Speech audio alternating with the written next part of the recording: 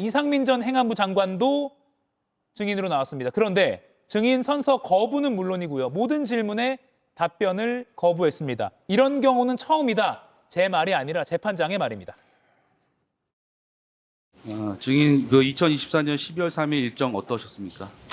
그걸 제가 다 일일이 기억하기는 어렵습니다. 딱 찍어서 말씀 주시면 답변할 수 있는데 12월 3일이 워낙 바쁜 일정이었기 때문에 그 일정을 하나부터 열까지 지금 다 말씀드리긴 기억도 안 나고 말씀 적절치 않습니다. 그러면 제가 상세히 묻겠습니다. 김용원 장관이 무슨 일로 들어오라고 하던가요? 그것은 제가 말씀드리기가 곤란합니다. 김용원 장관과 세 차례 통화가 이루어진 것이 확인됩니다. 어떤 내용으로 통화를 한 건가요? 말씀드리지 않겠습니다. 비아폰으로 다시 통화를 한 사실이 확인되는데 그 이유는 무엇입니까? 그분도 말씀드리지 않겠습니다. 네, 다음 질문하시죠. 평소에도 그렇게 비아폰으로 통화하는 일이 있었습니까? 말씀드리지 않겠습니다. 네, 다음 질문하시죠. 증인은 다른 국무위원들과 달리 도착하자마자 곧바로 집무실로 들어갔는데 바로 집무실로 들어오라는 말을 들은 것입니까? 네, 그분도 답변하지 않겠습니다. 예, 저희가 가급적 좀 풍부하게 현장 상황을 좀 그대로 보여드렸습니다. 증인 선서를 거부해서 재판장에게 바로 즉석에서 과태료 50만 원 처분을 받았고요. 그 이후로는 자신의 재판에서 밝히겠다는 게 이상민 전 장관의 선서 거부의 이유입니다. 신영 의원님, 어떤 전략으로 보십니까? 지금 이상민 장관은 판사 출신이잖아요. 그리고 본인의 재판이 따로 있기 때문에 예. 지금 증인으로 나와서 위중죄로 만약에 본인의 재판의 증언과 꼬이게 되면 오히려 더 화를 모면할 수 있을 것 같다라는 그런 좀 리스크 관리 차원에서의 아무런 증언도 하지 않는 거 아닌가라는 생각이 듭니다. 근데 판사가 얘기한 것처럼 아니 증인 선서를 안 하는 건 처음이다라고 그랬잖아요. 판사 출신 그래도 증인으로 나온 분이 선서까지 거부한다? 이런 부분에 있어서는 사실 초유의 사태라고 보이고 사실은 증인 선서는 하고 증언 거부는 할 수 있습니다. 그럼에도 불구하고 지금의 이런 강경한 모습 보이는 게 과연 재판에 뭔가 도움이 될 수 있을까 긍정적으로 영향을 미칠 것 같다라는 생각은 들지는 않습니다.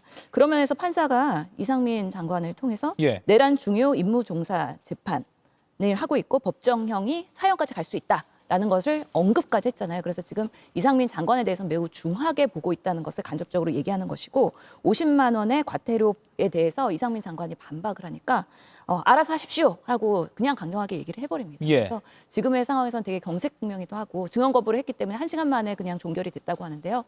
이 한덕수 총리의 재판을 통해서 내가 아무것도 이야기하지 않겠다. 그날의 상황에 대해서 나는 증언하지 않겠다라는 강한 뭔가 그런 우선은 전략을 세우고서는 오늘 출석한 것으로 보입니다. 예, 앞서 여러분께 보여드린 그 영상을 보면 뭐 그 부분도 말씀드리지 않겠습니다라고 이상민 전 장관이 말하니까 재판장은 네, 다음 질문하시죠라고 하면서 그냥 말 안 하면 안 하는 대로 그대로 진행을 했어요. 이건 안 하는 대로 그 상황을 참조해서 판단을 내리겠다 이런 재판장의 의지 같습니다. 네, 재판장 입장에서는 원칙대로 가겠다 그 얘기인데 저는 근데 이거 보면서 조금 모르겠습니다. 국민들을 볼 때는 이제 이상민 전 장관에 대한 어떤 비판의 목소리가 있을 것 같습니다. 근데 저는 판사가 어떤 말씀을 하셨냐면 증인인데 증인이 내란 관련해서 깊이 관여돼 있고 사형까지 처해질 굉장히 엄중하다 이걸 말씀을 하셨잖아요. 그런데 지금 이게 증인입니다. 그렇다면 이상민 전 장관 입장에서 볼 때는 본인의 재판에 영향을 줄 수 있는 발언에 대해서는 내가 방어권 보장 입장에서 충분히 안 할 수 있다고 저는 보고 있거든요. 그거에 대한 국민적인 어떤 시선이 안 좋을 수는 있지만 그것을 재판부가 증인으로 나온 사람에 대해서 사실상 이렇게 강력하게 지나치게 좀 표현을 한다면 당신이 이러다가 사형당할 수 있어 이렇게까지 충분히 해석될 수 있는 얘기를 한다는 부분에 있어서는 저는 모르겠습니다. 이게 분명히 이상민 전 장관 같은 경우도 판사 출신이기 때문에 본인이 이렇게 증언을 거부함으로써 불이익이 어떤 것인가는 본인이 판단을 하거든요. 근데 그런 부분에 있어서 어떻게 보면 증인으로 나온 사람한테 충분히 위압이 될 수 있는 표현까지 쓴 부분에 있어서 이게 진실을 찾아가는 과정에 있어서 지나치게 정무적인 판사가 법률과 헌법과 법률에 따라서 하는 게 아니라 좀 더 국민들 어떻게 본다면 이 재판이 중계되고 있기 때문에 국민들을 향한 어떤 메시지가 아니었나 그런 생각을 해봅니다. 예, 김경희 의원의 개인적 의견입니다만 또 이 재판장의 진행에 대해서 여러 가지 평가가 다양한 평가가 가능할 것 같습니다. 지금 윤석열 전 대통령이 증인으로서 증언하고 있는 소식들이 계속 나오고 있습니다. 마음속으로 오래가지 않고 끝날 계엄이라고 생각했다.